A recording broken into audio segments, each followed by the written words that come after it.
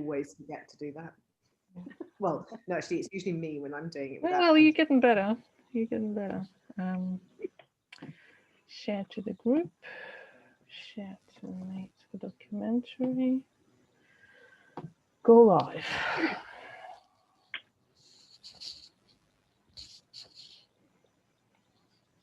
Yeah.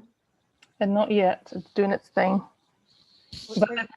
About every 6 months, Zoom does some, or Facebook do something new, and then we're like, "What's not working?" I think we're live now. Are we live? Let's just check. Yes, we are live. Wonderful. Hi, everyone. Yay, it's working. Hi, everyone. Say hi in the comments if you can see us. We are here today. So I am Antonina Mamzenko. If you just joined our group and I don't know who we are, and I'm here today with Emma Collins. We are co-founders of Made for Documentary, which is a community and education hub for documentary family photographers. And every couple of weeks, we have these amazing Zoomcasts. The aim of them is to bring you interesting guests that can share insights into a variety of different topics, and to showcase the amazing talent within the documentary family community. Today, we have Julia Chang, who's an American documentary family photographer based in New Jersey. And we are super excited to talk to her about all things documentary family photography. Yay! Yay! So, hello, everybody. I'm doing well. How are you guys doing? Good. So, Julia, can you tell us a little bit about how you got started in documentary family photography, like by way of introduction? Like, what was your journey like into this? Sure. Well, I like many photographers. Actually, I shouldn't say that. I have no idea. Well, I started out, photographing babies in baskets. I mean, before that, like I went to art school, and I actually got a BFA in interior design, and this is actually photography is actually my second career. And so my first career was in interior design. But then I moved, I did my thing in the corporate world. And then right around when I became pregnant and had my first child, I got a lot of things changed. And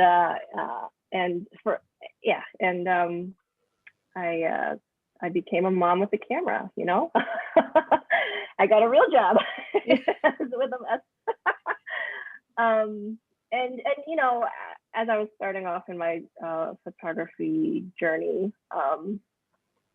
I'd always shot, I was always photographing things like with my parents' camera and stuff. But as far as becoming like a professional photographer, like I was doing what a lot of other photographers who were also happened to be parents or moms. I was photographing babies in baskets and kids in parks and stuff like that. And then as far as documentary, I was actually watching a creative live for like posing kids, and Kristen Lewis's her, I think everyone knows the class. Her epic,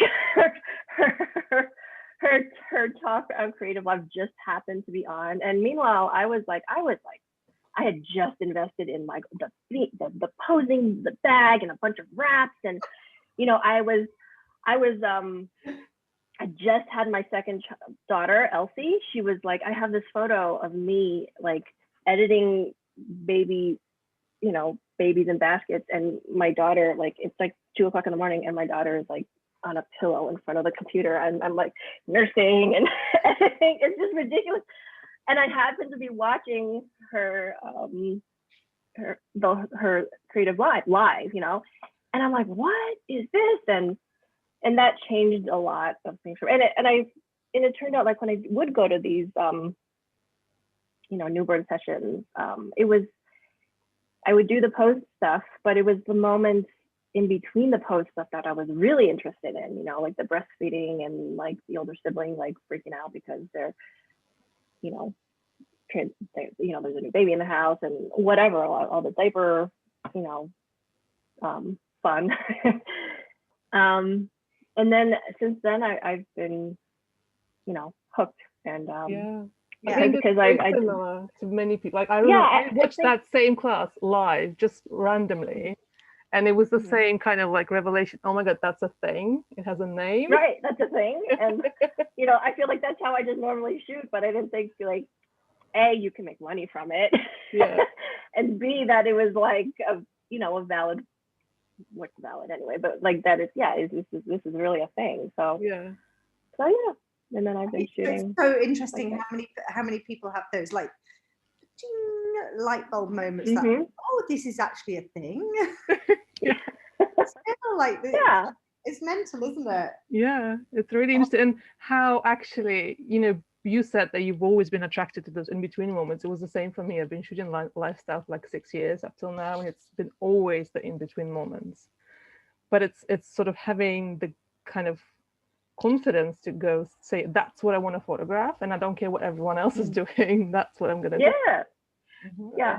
So it's great to have that sort of validation. I think still now we have so many photographers coming into the community and say, oh my God, I didn't realize it was a thing till now, and have that validation that other people are also doing that. That's yeah.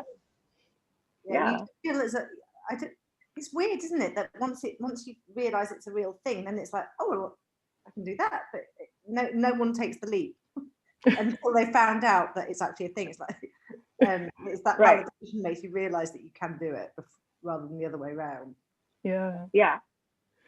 So one thing that we wanted to talk to you particularly about, there's lots of things we wanted to talk about, but one of the things we really want to start with is your wonderful project that just placed in the Documentary Family Awards and also in Lens Culture.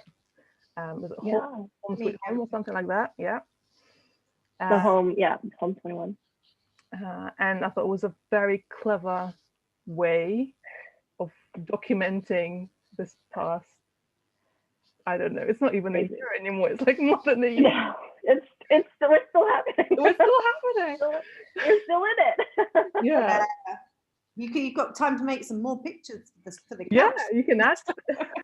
Oh, this is going to be an ongoing project. I mean, you know, we'll see how my family feels about this, but like, I'm planning on photographing this until the kids are out of the house. Wow, that's amazing. So it started children as well. Yeah, grandchildren. What's that? With your grandchildren as well, when they come, if you're still in the might be a different window.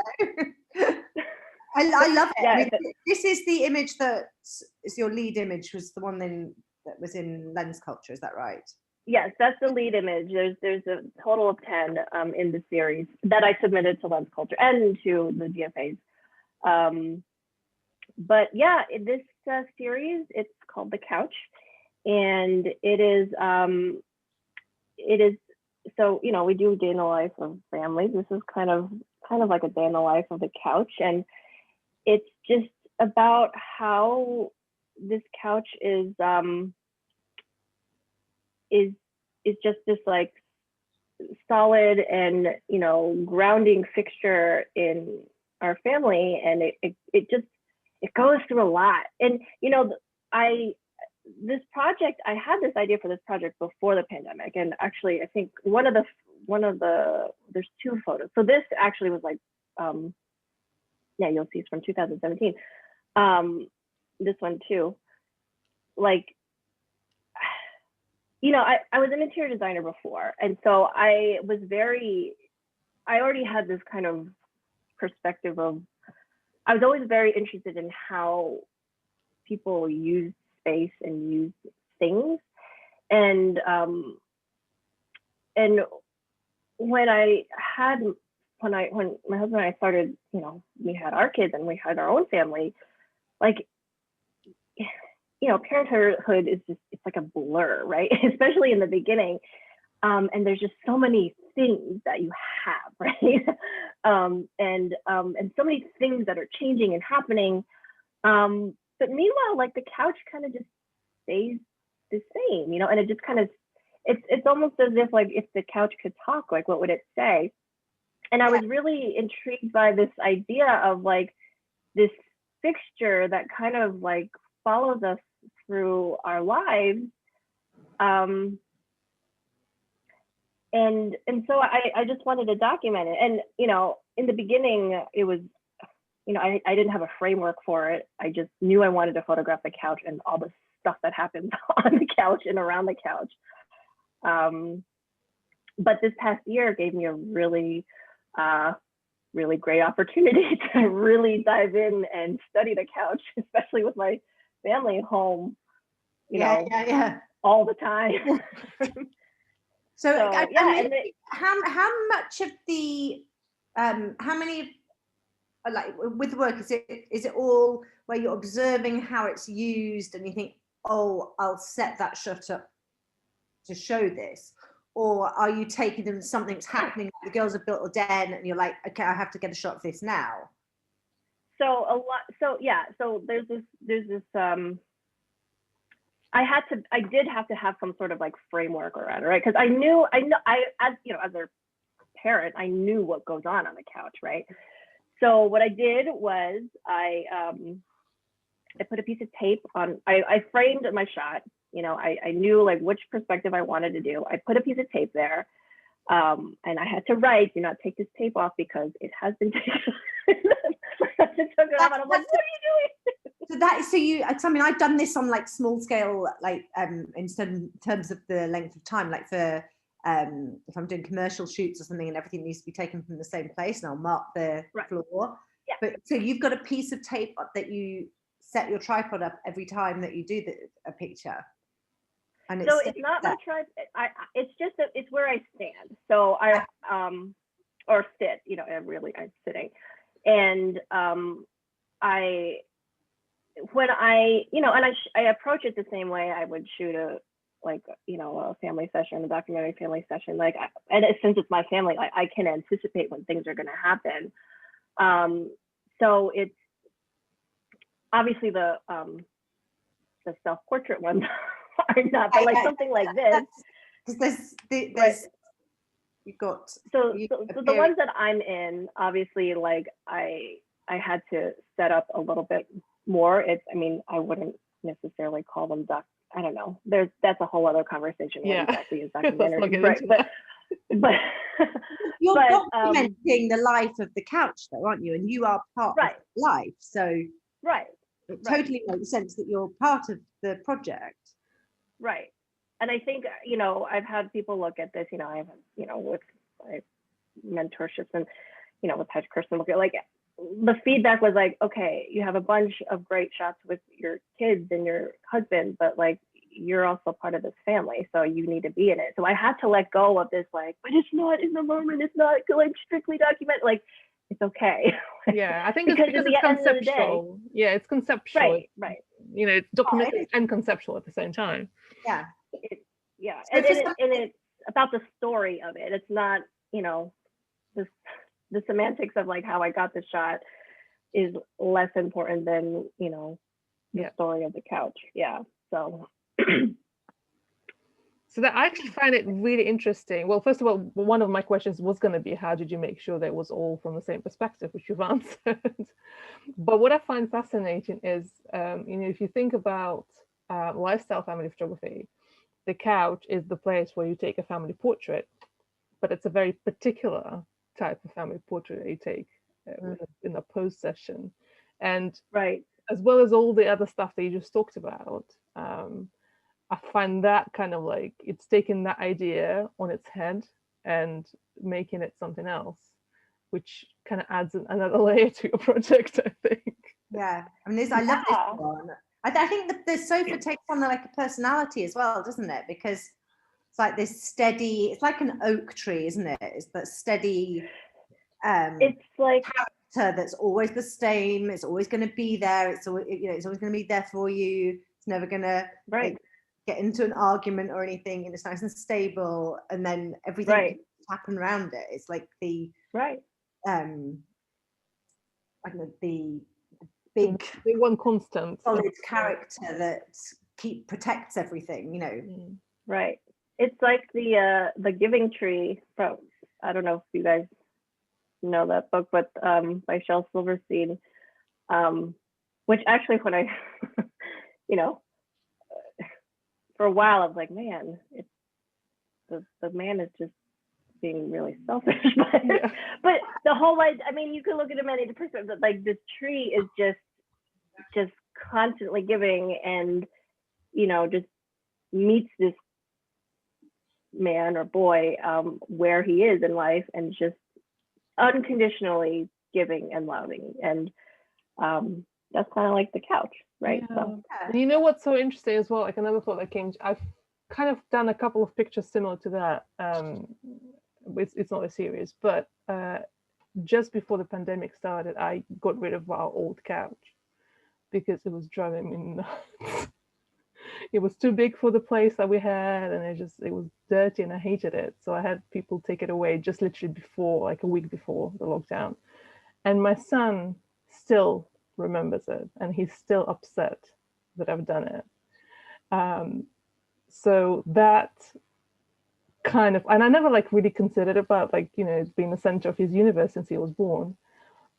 But your project just reminded me, and kind of explained in a way why he's still so upset. yeah. Oh, cruel mama.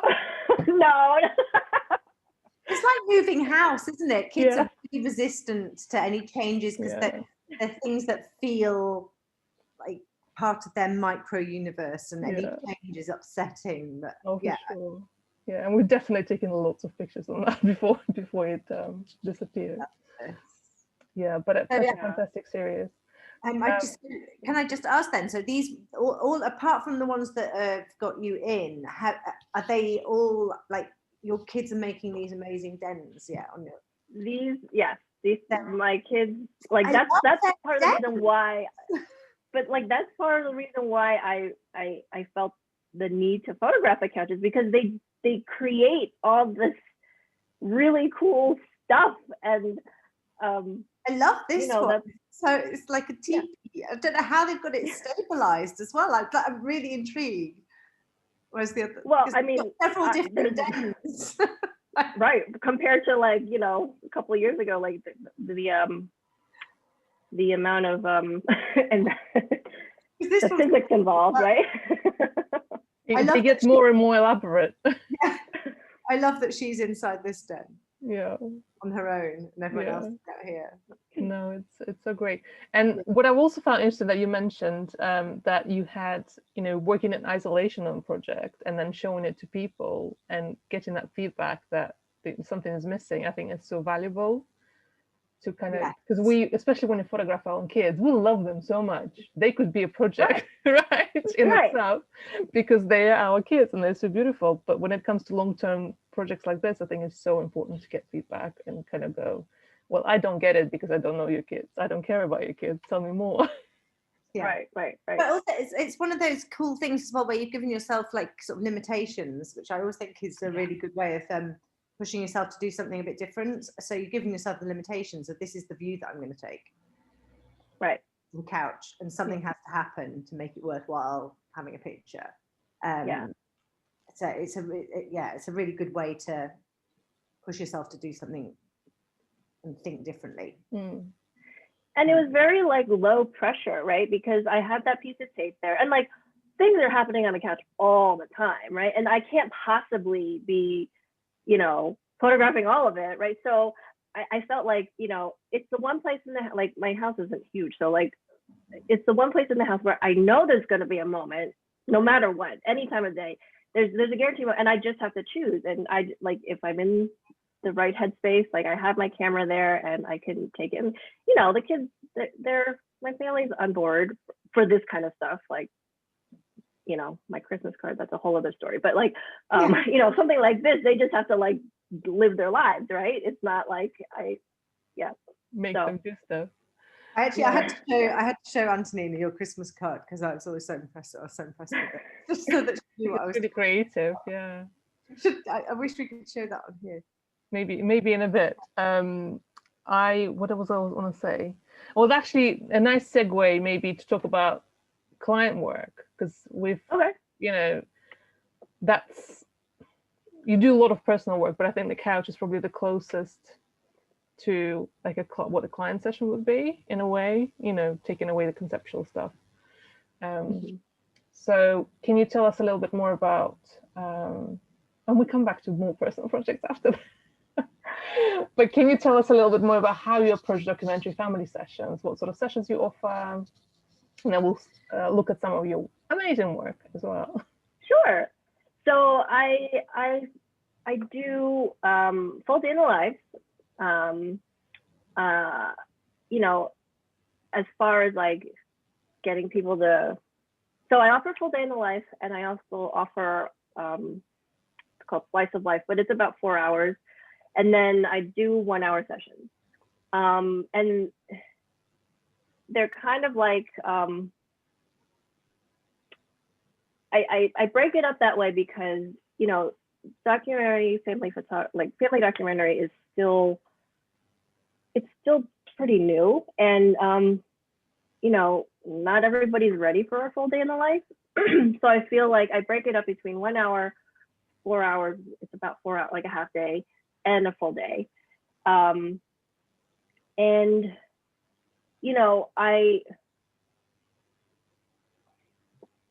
full day I think is pretty self-explanatory.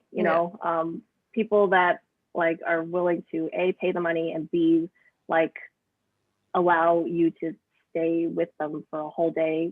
All my day in the life, I do stay over the night before, to like let me like in their house, like they're in, they're in, it, yeah, right? They get it, yeah. There's no like sell it, like they're already, yeah. We already sold them before you even got the contract. So it's really the 1 hour and the 4 hour that is more like you're kind of educating the client a little bit. Yeah. So which one's your favorite between the three?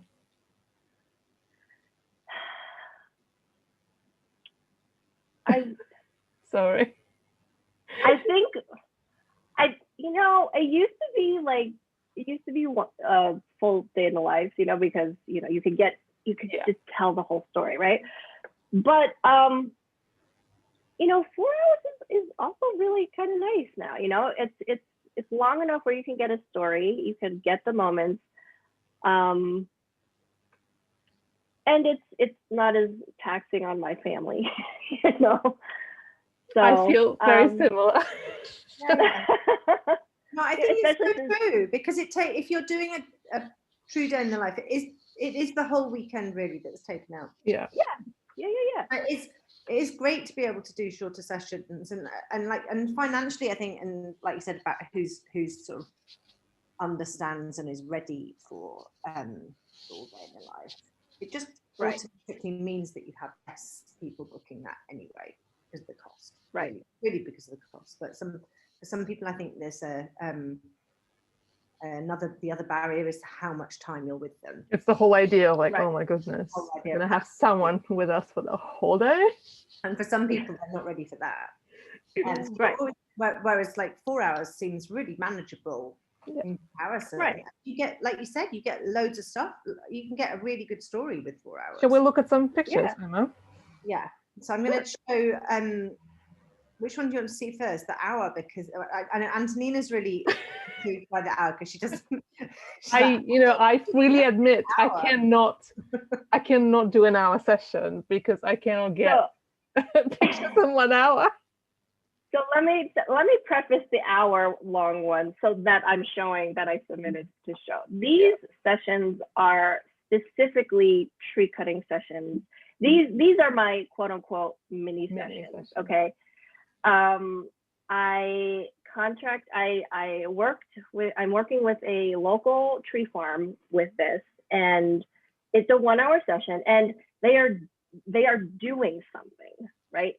The story and the thing is, like, people know ahead what the story is already, even if they don't like consciously know, like they know subconsciously. The story is the tradition of us going to find the perfect tree and cut it down and all that fun stuff.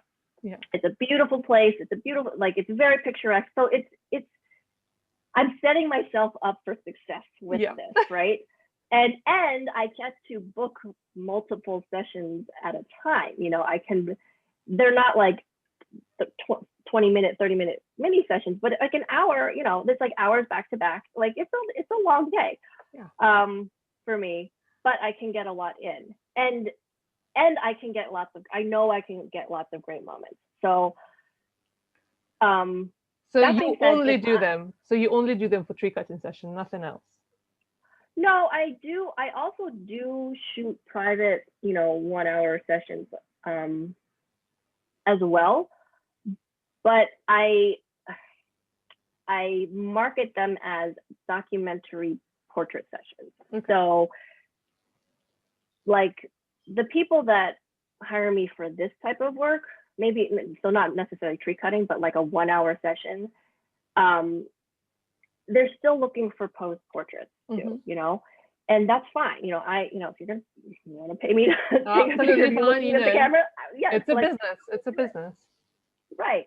But you know, they came to me for a certain aesthetic and a certain like feel, whether they know it or not. And so, you know, I really try to make sure that they're planning an activity like that.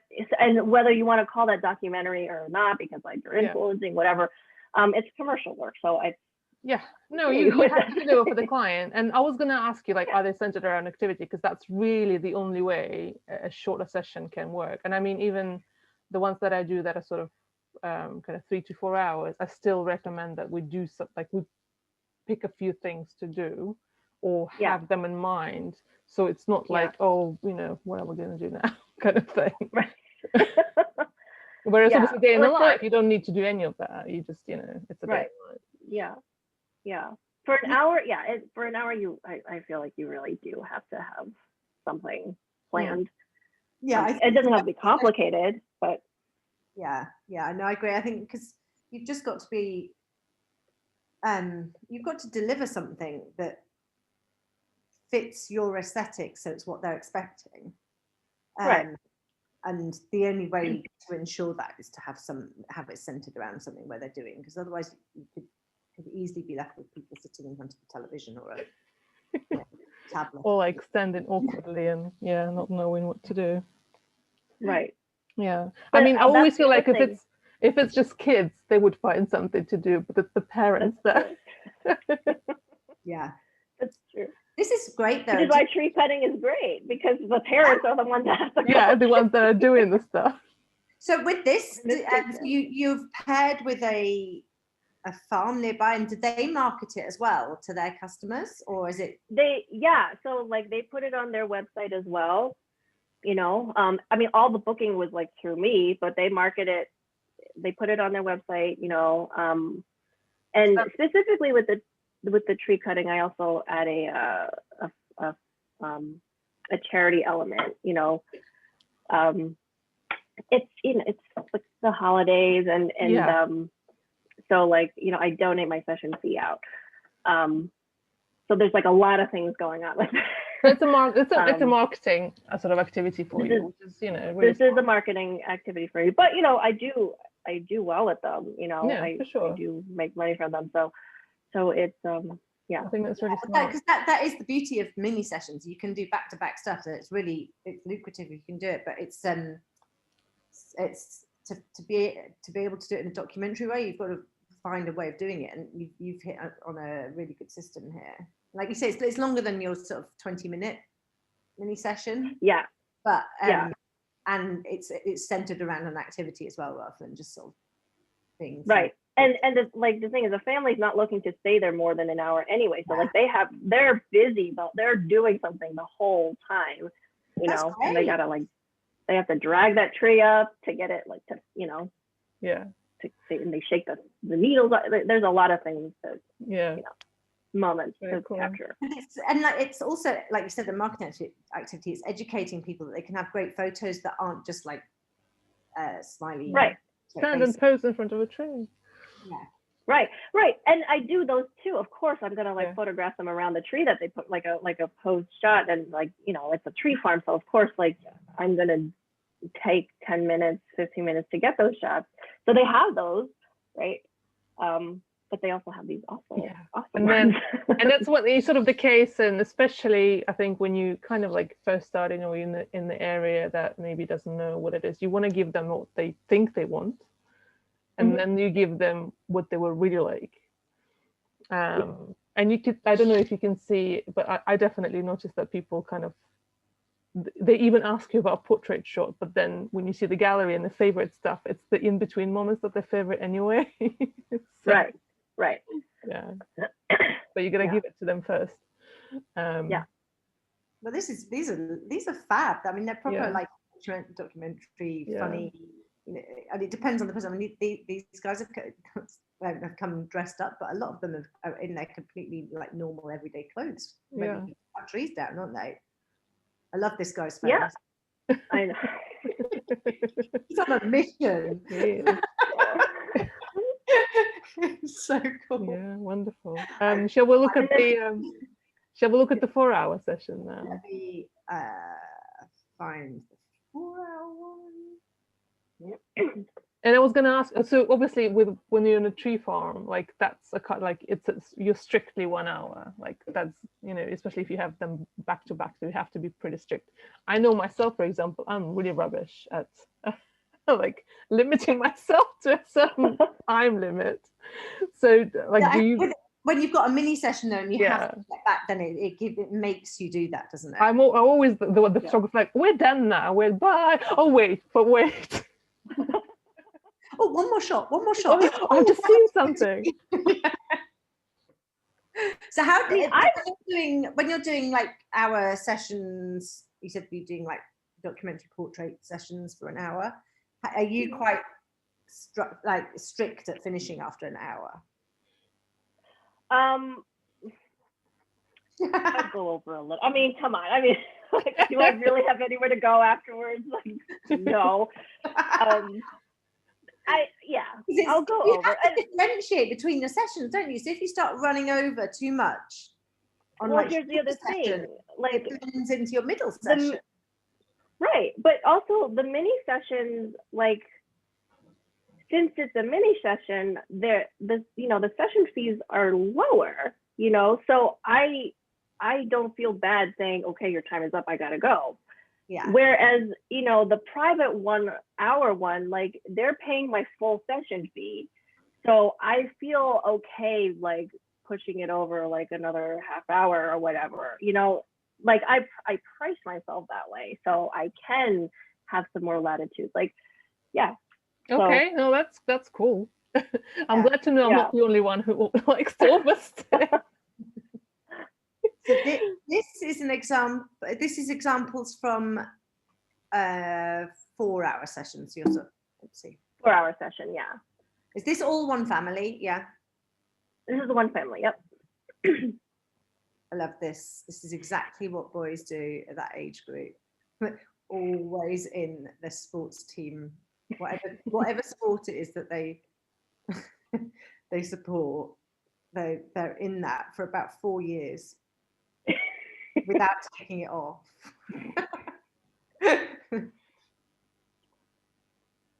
So this, well, okay, you could go through them. No, you just tell us about the story. Yeah. Oh, so I had photographed this family before, when their youngest daughter was like an infant. And when I was starting out and I was just doing like, I needed work, like portfolio work. So it was actually a free session, their first session, and they hired me back. But that photo with all the picture frames, I had taken a picture at their first session, and they had like placeholders. They had like pieces of cardboard, like of where they wanted their photos to go. And so, I mean, that's, and maybe because I was also kind of in the couch mode, like this photo just, it was just really nice to see how like that wall had progressed from, cardboard placeholders to like, actual photos. Anyway. Cool. That's really cool. This little boy's your muse in this session. This is hilarious. Yeah, I love it. I love the position of his hands with the two.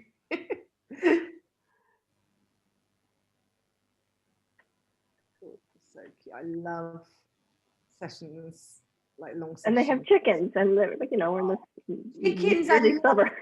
Love. Never had chickens at shoes. I'm You've jealous. never had them. I love having chickens on. Never had chickens. What's wrong with me? I had horses last week. A couple of weeks ago. God. That was cool. I've had horses once. Oh, that's cute.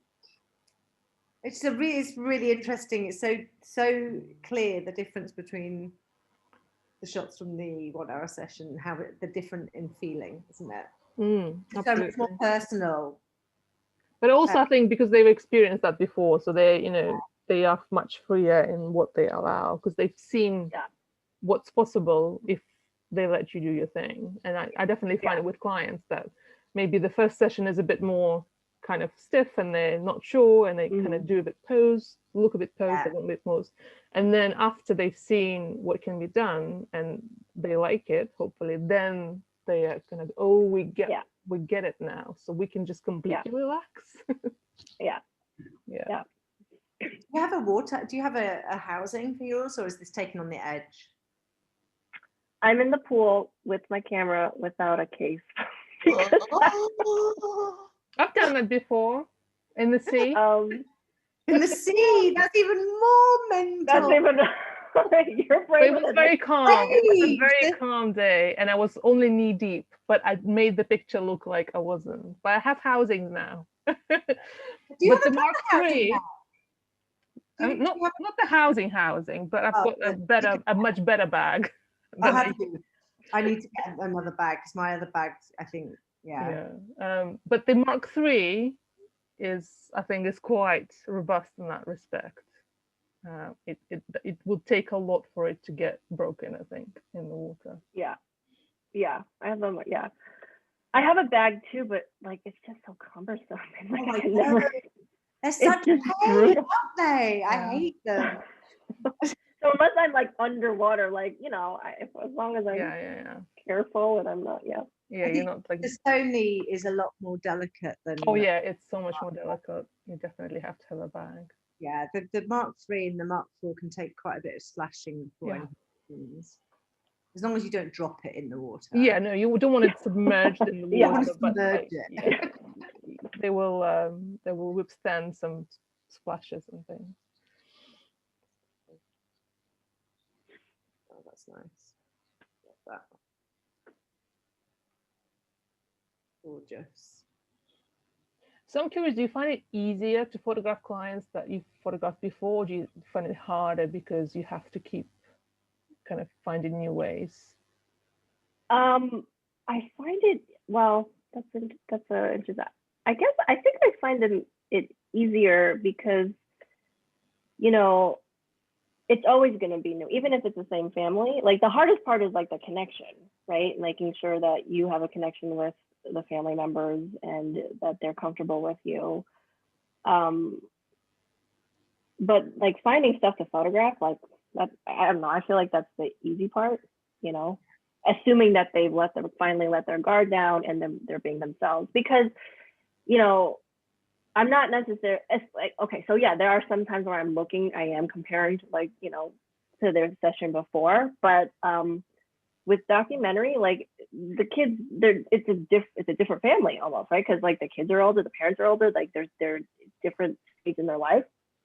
So there's always new things to photograph, you know. Yeah, it's never that's one of the things when I was doing lifestyle work like years ago.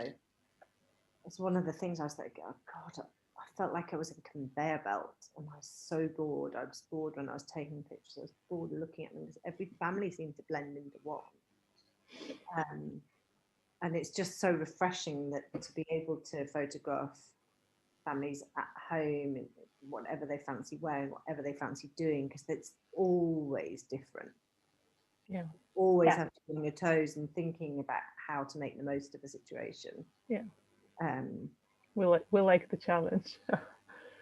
We have a question actually. I think it's about the couple of previous shots. It's still about the photos. On this one, okay, let me show. Yeah. So Elika is asking, I see that you use high ISO. Are you editing it after? So I think she means the grain. 640 is not that. No, I think the couple of previous ones. Like the interior stuff. Yeah. Yeah. There was like 5,000, maybe 10,000 here. Yeah. Yeah. I mean, you know, when you're inside, sometimes you have to just, you know, I'm not using flash. I know some I know some photographers, they do use flash. I'm not using flash just because for me, I feel like me being there is already like influencing. The flash is just another layer of, you know, distraction or whatever. So yeah, I mean, even if you look at this, it's not that grainy. It's quite small actually, Emma, the way you're sharing. Can you make it bigger? Oh, sorry, did I share a different way? Maybe you shared the wrong thing. I think when you're, is that better? Yeah. As long as when you're shooting at high ISO,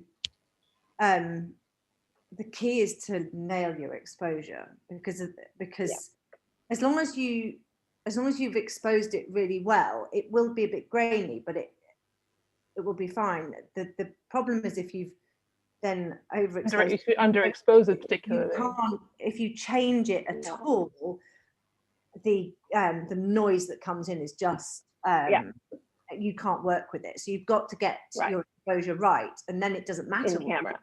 In camera. Yeah. And I mean, I remember when I first started, I still had Canon. It was 350D. It was like the very first camera that I had, and I had an office job then, and they've asked me to shoot like a marketing campaign for them, and I accidentally shot things that were supposed to be printed really, really big on like really high ISO. And really high being 1600, which is on 350D, was, you know, it was high then. But it printed absolutely, it was on brochures, it was like on big thingies, and it was absolutely fine because exposure was fine. So that taught me that it doesn't matter as long as it's like. But you've probably also been taught at other occasions, because I know I have, where I haven't got the exposure right, and I've tried to change it, and it's like, oh my God. Disgusting. No one's ever going to see that. Yes, we'll just pull that out. Yeah. Yeah, I'll just pretend I never took that one. No, definitely don't want to, like, if it's dark and just try and correct it. Yeah, that was my dog. That was my dog. It wasn't me. Yeah, definitely. Yeah, I've definitely done that. And there is a difference. The newer cameras can handle it better, but it's still, if you're going up really high, it still has some. It's still grain. I mean, you and I talked about it before, that we're actually not particularly fans of Sony's grain when it's really, really high. So computery looking. Yeah, whereas the Canon stuff, sort of the DSLR Canon looks more like grain from a film compared to Sony. Sony's really computery. Well, it's the word, computery. Describe it. Like digitally. Digital. You have to really put noise reduction on it. Like, I never ever used noise reduction when I used my Canon. I didn't even know it existed. I didn't Lightroom because I never needed to use it really. And then it didn't really seem to do much. But with Sony, I'm like whapping it on. Like, okay, more, and it still doesn't, like, you know. It's like on the Canon, if I did that, it'd like really smooth the skin, like.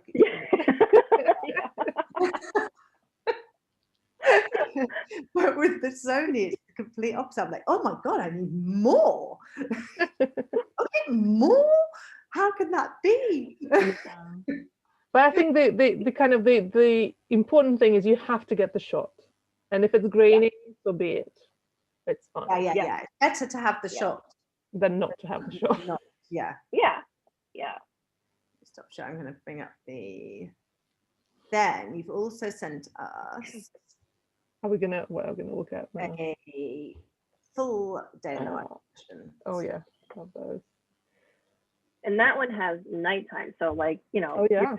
and this is like, you know, 6:30 in the morning. So Really? Wow. with like crappy lighting. So you just kind of have to work with what you have, right? Exactly. Yeah. And it's grainy, like, you know, but I'm still going to take the shot. Yeah. In fact, I shared something on, I'm on our IG feed this week, and I shared something this morning, but the same thing, it's like about light. You know, people talk about, you know, perfect light, and yeah, perfect light or beautiful light is really, really exciting. But sometimes things happen when the light isn't perfect, and it doesn't mean that that moment's not significant or not worth recording. Right. Yeah. The light isn't the best, but you need to make the most of it still and work, you know, your skills and magic, Yeah. and make something beautiful with what you've got. And honestly, like if you think about it, like 10 years from now, you won't care about the light. You will care that the moment is captured. Yeah, exactly. Yeah. So you stay over. I don't like staying over at other people's houses. So I've had shoots when I had to, like the start was at 6 a.m. and I had to drive an hour to get there. Because I don't like sleeping in other people's houses unless I have to. I don't think, I mean, you know, I had one client who was like, do you really have to sleep over? I'm like, listen, I don't have to sleep over. It's just, you know, it's just easier. But if you really don't want me to sleep over, I can just come right home in the morning. It's not a big deal. I suppose it depends how far you've got to travel as well. I mean, if it's really somewhere far away. Yeah, obviously then. Even then, I think I might just stay in the hotel. I'm a chatterbox, so I'm not that I like people. I don't know. Well, I feel like it's more for the kids, because like the kids, you know, if I meet with them the night before, they're like, okay, I know who you are. But if and usually like younger kids, like if, you know, they're, you know, teenage kids, whatever they are. Yeah. They're gonna be weird. Younger kids, they're gonna there's a different set of challenges. Yeah. But versus when I come at 6 o'clock in the morning or whatever, you know, that first hour is, no matter what, is always like the toughest hour, right? You know, whether I sleep over or not, my chances of breaking them in is greater if I sleep over. Yeah. You don't shoot the day before. You just arrive to introduce yourselves and chat to them and get to know them, and then you start shooting in the morning until bedtime the next day. Until bedtime, until the kids go to bed. And so, and because if the kids are comfortable, then mom and dad are comfortable. Yeah, for sure.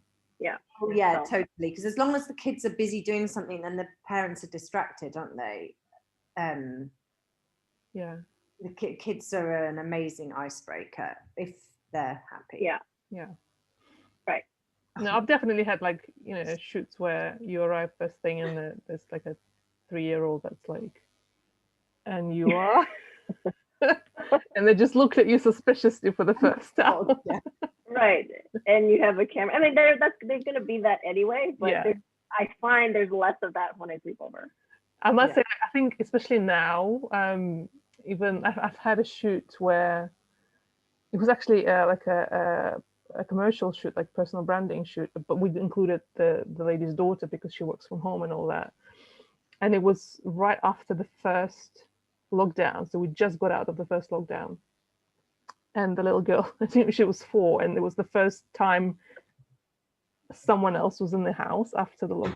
It's like, what are you doing here?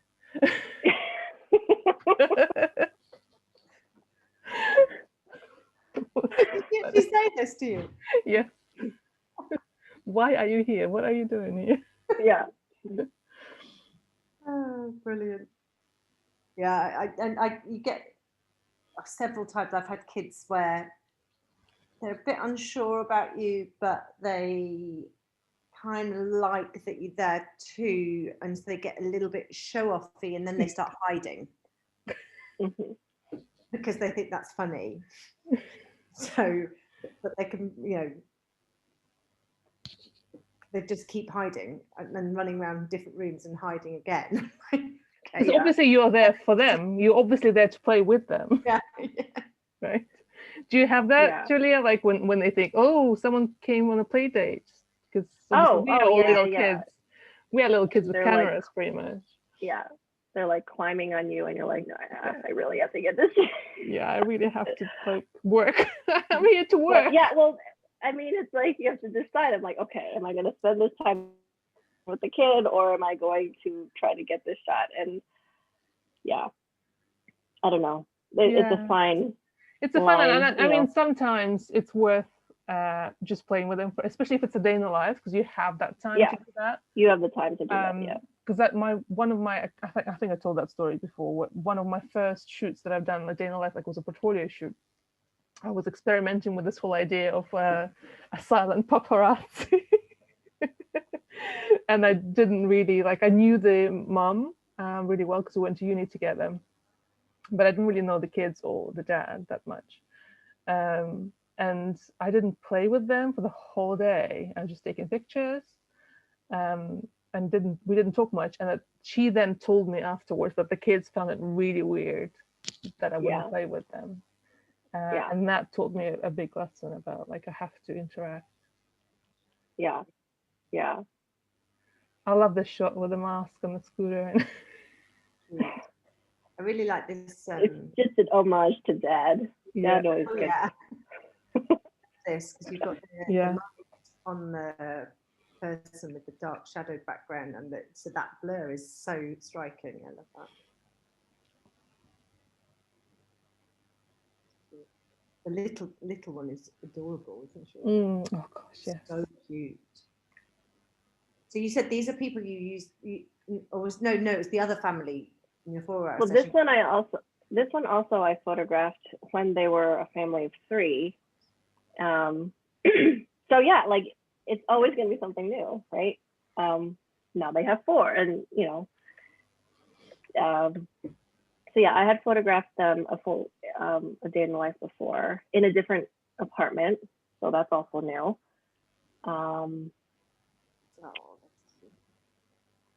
Yeah, that's really nice. You got a really nice, lovely variety of images as well. It's so lovely. I do love day in the life session. I love looking at day in the life sessions. It's a bit like people watching, isn't it? But you're going home and no one needs to know that you're watching. I'm just nosy. So do you get people coming back, clients coming back time again, but do they tend to book the same type of session when they come back? So yeah, usually they tend to book the similar type of session, which is fine by me, you know. Yeah. I agree. I have some people who will never book a really long session, but they come back every year to get a shorter session. Yeah, and it's fine. Yeah, whatever works for people, right? Yeah. They're coming back year after year. I'm happy. Yeah. Exactly. I wanted to show next. We're going to move on from client work to personal work. Personal work again. It was just really interesting. I thought, because when Julia sent her images over to us, she included these different folders of client work, which is great because we don't often talk about client work, and it's just really nice to see that. So thank you for sending those over, Julia. She also has lots and lots of projects, so we're going to touch on a few different projects here. So first of all, I'm going to come on to something called the Pantry, which I know it's more of an sort of photojournalistic editorial piece, isn't it? Where I think, from what I remember rightly, the Pantry is like a church collection centre for donated food, yeah? Yeah, it's a food pantry, and it's the church in your area. Mm-hmm. In my neighborhood. And you were interested in it because it's just a really lovely community activity. But then the pandemic hit. Yeah. And its life changed. It became like a really important source for many more people than normal. Tell us how it all evolved in terms of photographing it. Yeah, so like what Emma said, it started out as just a feature on this small, tiny pantry. They are operating on this behind the curtains of this church basement type of area, and it's 100% volunteer. This woman Janelle, she runs it, 100% volunteer. No one is getting paid anything to do this, and it's all on donations, personal donations, some from the grocery stores. And the thing is, like, the town that I live in, it's maybe not my house, but it's pretty affluent, you know. And so before the pandemic, ironically, I started shooting it in February, and you see it was like late February. What really struck me then was that, like, you know, this pretty affluent county area, I was surprised that it had a food pantry, right? And and I was happy to see that it was available, because you know, just because you might live in an area with a lot of big houses and, you know, places people driving fancy cars, that does not mean people aren't struggling, right?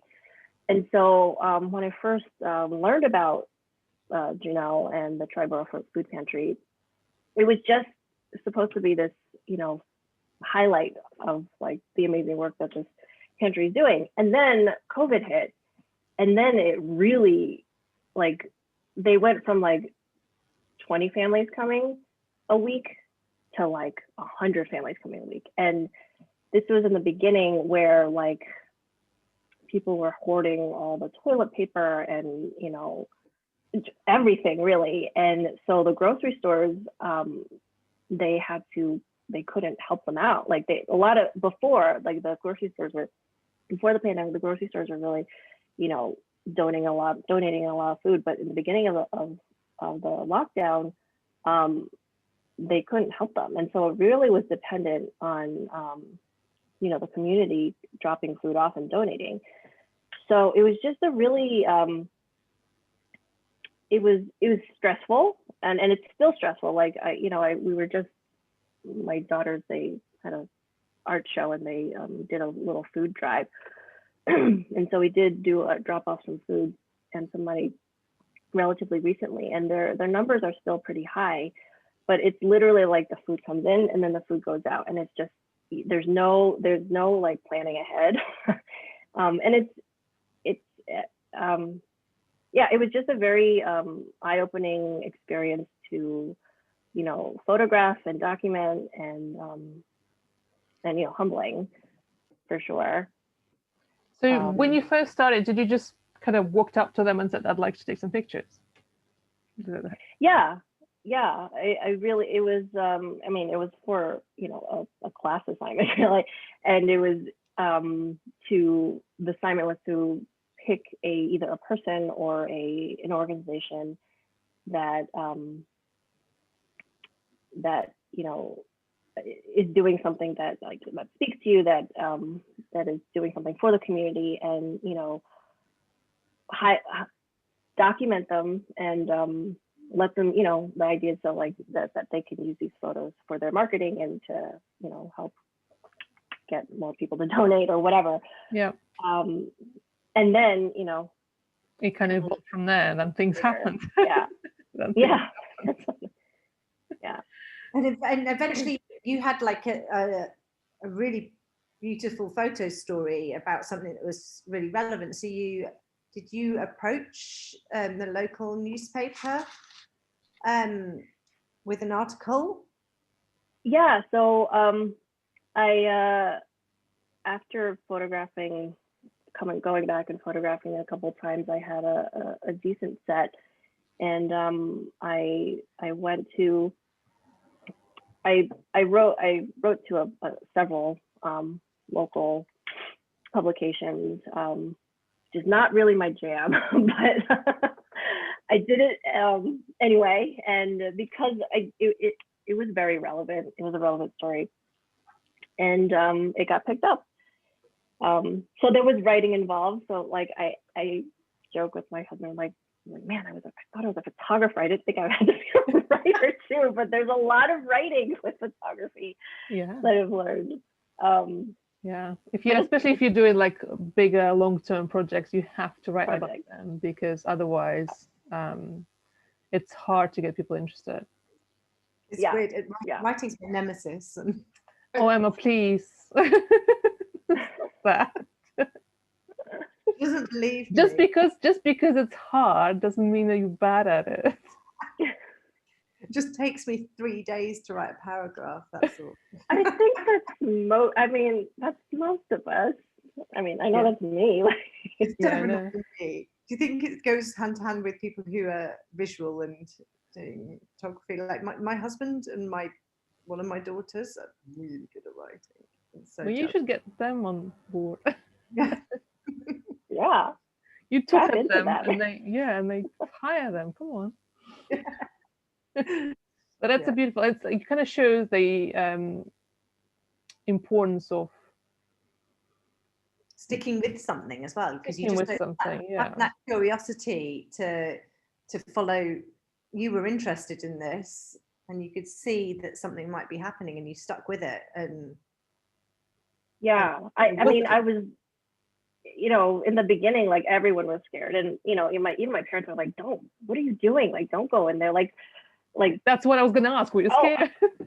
Well, I was scared in the beginning, but I felt compelled that like I have to document this for them. I don't know, and they're just these awesome people. And so there was also a point where like they couldn't even take volunteers, because the Board of Health was like, they had all these regulations, or I mean, no one really knew what was going on, but like they didn't feel comfortable having volunteers. So it was literally just Janelle and her husband and me, who was like, okay, I won't sue you if I get COVID.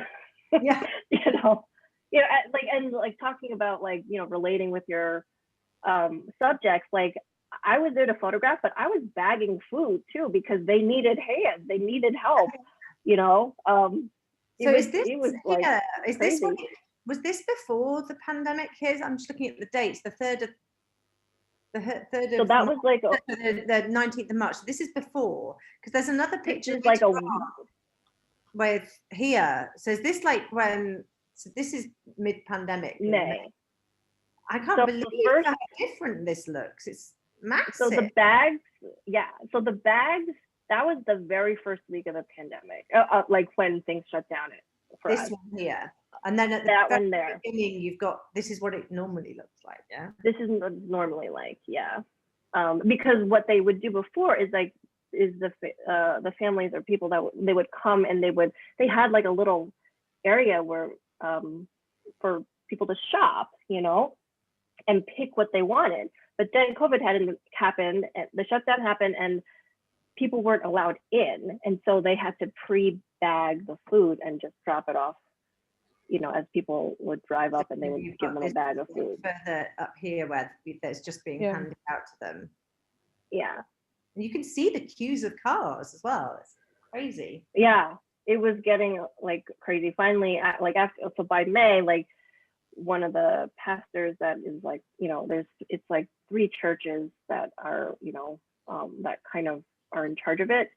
And one of the pastors was like, okay, I'm going to help you do some, traffic control, because it was just wrapping around the block, and people were starting to get nasty, and that's crazy. Really great, amazing story that just shows how you can be rewarded for your sort of persistence and curiosity, but also that you obviously like completely went out of your comfort zone, like you said, going to like approaching the magazines and newspapers. Well done. Yeah, I feel like that was like scary. I guess it becomes, if it's easy, if it's like a community, it benefits the community in some way. It's less about you, about like a charitable cause. That makes it a bit easier. So now you've had that experience. Maybe next time it's about you. It'll be a little easier. So I just wanted to ask you a general question about like how, because you have, won't be able to look at all of your personal projects. That's I wish we could. But how do you come up with ideas, and how do you like decide what to go with? Because I have a whole list of ideas in my head. There's no chance in hell I can do all of them. I did And show some pictures from one of your okay, so okay, I don't know if I'm like really qualified to answer that because I also struggle with this, but that's your thing. What do you do? Like, I feel like, you know, ideas are everywhere, right? And I constantly have ideas all the time. Ideas are not the problem. Really, like having the ideas is not the problem. In my experience, it's really paying attention to them and sitting with them, and then the hardest part is like the next step is like picking one, right? And then for me, the hardest, well, picking one is pretty hard for me, but the last step is like being brave enough to execute it, right? Because from picking, okay, I have this great idea, and I think it would be really cool. I have it kind of in my head, but then you have to execute it, right? And between like picking it and then executing it, I can just talk myself out of doing it. Right? Yeah. It's like working out. It's like the hardest part of like getting to the gym is putting your sneakers on. Right? Yeah. That's so true. The self-doubt or like going for a run. Yeah. So it's you know, having accountability partners, that's helpful. Yep. You know, putting it out there. Like a lot of times if I have like an idea, like, cause I could plan and pontificate all the possibilities, like for days on something, you know, not just, you know, personal projects, but like planning vacation, like whatever it is. But I know for me, like, if I tell someone about it, then it's done. Cause then like I know they're going to ask me about it. So putting it out there, like putting that idea out there, you know, definitely helps move it along. And it's, and I think it's also remembering that, you know, putting it out there and being brave enough to execute it. Like executing it doesn't mean that you have to execute it like all the way, like 100% until it's done. Like you can take breaks from it, you know. You can. And it never seems be playful. It's like you feel like it doesn't matter if no one ever sees it either. Some of it's just can be just for yourself. Yeah, it could be just for yourself or just for whoever you want to show it to. Like this project, it's not even this project. This is one actually I sat on for a long time, and I regret not shooting it sooner. Madame, she passed away, but she was a ballet dancer, and I had wanted to do a photo story on her for the longest time, and I finally got access, or verbal access, to document her. And then COVID happened, and then she passed away. And so this is like her house. And like I was devastated. I'm like, oh my gosh, like I like sat on this project for too long. Like this is a perfect example of that, right? I had this idea like 4 years ago, and I waited until now to actually photograph about her life. But that's okay. Like, you know, I'm photographing her life through her house and through her object. Again, like I'm noticing that I am very interested in space and things and how people relate to them and how people use them. So the interior designer. And even though she's not physically here anymore, wow. I can still tell her story through her things, you know. And you know, these are beautiful to look. You know, I was talking to Molly about this actually, because there is some, you know, interesting, complicated family dynamics with with Diana, Madame, and her family. But I just felt like, I don't know if you've ever gone to like an estate sale, and there's like these there's like selling off these things, and like I like feel obligated to like buy them, because it's like, you're just gonna throw this away. Like I get like mad at the family because they're like, you're just giving away or throwing away these things that, like, you know, that don't necessarily mean anything to me, but I know they meant something to someone. And that's how I felt about these things and these items. Like there's this whole legacy of this woman, and you know, for one reason or another, like the family was just like not wanting to be involved with any of this, and just like ready to sell the house. And I'm just like, like I have to photograph this before she's like before the house is sold. So well, it really, like when Emma showed it to me for the first time, I was like, I really was interested in that. Like at the first glance, I want to know what is it about, which I guess means you've done. We looked at and we said, I think it's about a ballet dancer. Yeah. And even before we got to the picture, I think we didn't even get to the last bits where it's very clear it's a ballet dancer. But these are beautiful. But it's so interesting how, like, our own history like shines through things. So you know, you're interior designer by training, so you kind of like, you notice those things. Mandy Dalby, who's an architect by training, you can see it in her pictures as well, don't you? Like when she photographs space in a particular way, like an architect. So it's really interesting to notice those things. But oh my God, the fact that you sat on this for 4 years and then it was too late, it just breaks my heart. And I because I have things that like it was with my grandmother, like that. Like I sat on it, I sat on an idea for too long, and then she passed away. And I still have ideas that I want to. There's this amazing house in our area that people want to like flatten out because it's like it's beyond repair. It's easier to kind of like rebuild it than to try and repair it, and it seems to have a lot of local history, and people really love it. And I think I keep thinking I should go and knock on their door and ask if I can photograph it. And it's been like that for like 3 years. I should really go and do it.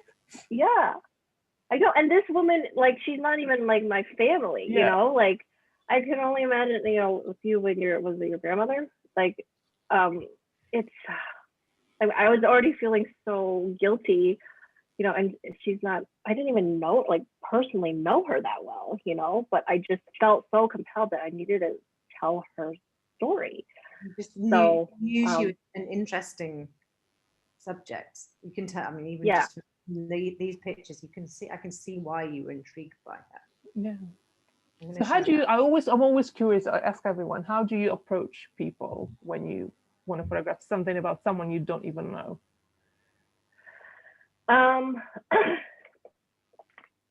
That's a good question. My excuse before was that like I'm doing it for a class.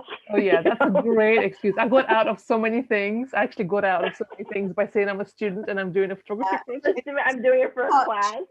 It's such a good way to break the ice, isn't it? And get people to think, oh, I'm gonna help you. Yeah, that's and also, like, you know, with the personal projects, you know, I did a personal project. I didn't send it because like with my daughter's school, which had a lot of like politics behind that, you know, and a lot of red tape that I had to go through. But, you know, I just was honest. I'm like, listen, I want to do this project. This is what I can offer you. You know, I tried to make it, you know, the worst thing they can do is say no. I mean, I'm saying this now, but like, you know, when you're the woman, you're like, yeah, I know.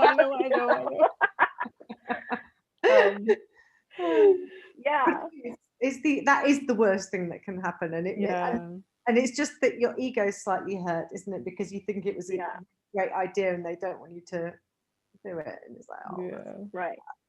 But then like for something like this, I didn't, so this is just my family that I'm photographing like food. But like what I plan to do when it's, it's on my list is to photograph other kids and their food before and after. And like something like this, it's very low, there's low risk to it. So it's just literally like just crowdsourcing and like putting it on Facebook and be like, hey, I'm doing this project. And what I plan to do is be like, I'm doing this project on food and food waste, and I'm going to show the examples of my kids and their food, and tell them about it. And like I would, and just be honest like with what the parameters are. It's like I'll be there for like a meal, and your kid's face doesn't have to be in it. I just need their this and this, and that's it. Like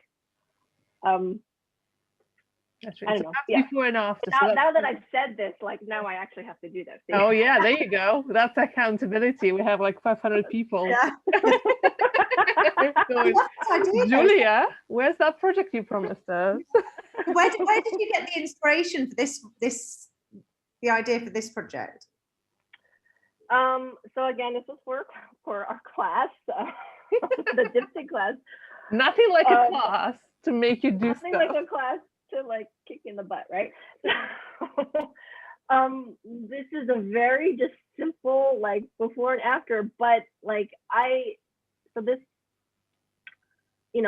my relationship with food and what I was brought up, you just clean your plate, right? There's this parenting difference from like what I was brought up with versus like what my kids are bringing up. And I think there's a lot to do with like growing, my parents made like poor and like not a lot of food, like growing up, and there's like not a lot of food. Like my mom still like would tell the story about how like she has 4 siblings, and like once a week, like my grandmother would boil like an egg and cut it into 4s, and like each of the siblings would only get like 1/4 of an egg, and that was like like the most amazing thing. So there's a lot of that like generational trauma, if you will, that gets passed down. And so when it comes to like just something as simple as feeding my children, like I feel that burden. But meanwhile, it's like am I going to really project this on my kid, like to finish their plate or finish their meal? And so that's where this project came from. And, the project is called Eat Your Goddamn Veggies, because that's what I'm constantly like, that's in my mind. I'm just like, just eat veggies. And they're always the last thing on the plate. And so I was just really interested in like, and of course, this is something that I could shoot until they are older, and like, what do their bowls and what do their plates look like when they're, it will 16? change. Yeah. It'll change. And what do other families eat? Well, I come from a very, so my grandparents, they grew up in the war, and obviously, there wasn't much food around. So it was very much the same, like you have to finish your plate, and food is precious. I'm the same in that I never made my son, he's 10 now, never made my son eat anything that he didn't want. And the result now is that he eats everything, pretty much, apart from things he really hates, like tomatoes. But the greens, he loves broccoli. So you have, you go in the right direction, I can tell you. No, I know this is so. My grandparents the same, brought up in the war and wouldn't wait. Nothing got wasted. Yeah. Always cut, and I'm still the same. You're right. It's intergenerational trauma. I have pots of food in the fridge that I feel compelled to save. Wasted from dinner, but then it just goes in the fridge, and then I'm the only one who ever eats the leftovers. So if I don't get to it soon enough, it's gone off. But it's anyway, not me. Absolutely. but it like hurts to scrape it into the garbage. Yeah, like it for just sure. hurts. It's like, why? Or you eat it after your kids as well. That's another one. Yeah. That's not very good for your body. I'm like, yeah, what kind of message is that sending? So yeah, I love the way you're showing that. It's a really, it just shows you can do something if you've got an idea that you want to show, and it's just thinking about how do you show it. Yeah, and it's really simple. Like it's not a difficult project to execute, right. But it does have an interesting story behind it, and I can see you going with it and growing, and it's even so visually pleasing as well. See it like that. I don't know if you've seen that. There was a series of photographs of children with the food that they eat over a period of a week. I think you probably have seen it in different countries. I'll send it. Okay. So there will be like from different cultures, Western cultures, sort of Eastern, like all different sort of foods, and you can really see the difference. So I would. And I'm a big idea person. I'm not short of ideas. I can see you doing it like with lots of different cultures, like and what's culturally acceptable. And maybe in some cultures you have to finish your plate. Right. You know, still. Or different families, obviously different parenting. That's really cool. Yeah, that's the idea. To try to just different parenting, different, different cultures, different types of food. I think your kids have got amazing food, by the way. Yeah, I was like, what that? Thank you. I worked really hard for these meals. That made me hungry. That Caesar salad and. Well, tell them they're lucky girls. Yeah. Yeah, but I could tell them that, but they're like, whatever. Just give me my chicken nuggets, like chicken nuggets and pizza. Exactly. So, Julia, you sent us loads of other projects. We've been talking for like an hour and a half now, so I think we better let you go and you're listening as well. But where can people? Have you got your projects on your website, or should they go to Instagram to find you? Because there's so many that we haven't talked about. I am in the process of updating my website. So some of them are on there. The couch is on there. The food one is on there. Another one is on there, Unprecedented, which is basically I wanted to show Unprecedented, which is your seasonal look at the pandemic and being at home with your families. But there's so many pictures. I think we're just too late to look at it. But if you that's that on your website. Yep. And you've got a full set there. Actually, you sent us a cold set, so it'll be worth going to have a look. At your pandemic story there. And what's your website? It's www.juliachangphoto.com. And you're the same on Instagram, aren't you, Julia Chang Photo? At Julia Chang Photo. Okay. For Instagram. We'll post the links in the comments here in the group so people can go follow you. Yay! Thank you so much. This was lovely. Yeah. Thank you so much for having me. Yeah. It's been brilliant. I'm a big chatterer, so it's a really great excuse to just chat for an hour and a half. To really nice people who are interesting and do lots of lovely things. Yeah. Get inspired. I'm now gonna go and knock on that house's door. Now I've said it. Now you can put it out there. Now you can put my feet to the fire. Okay, let me stop the live stream. Wait a sec. Bye everyone.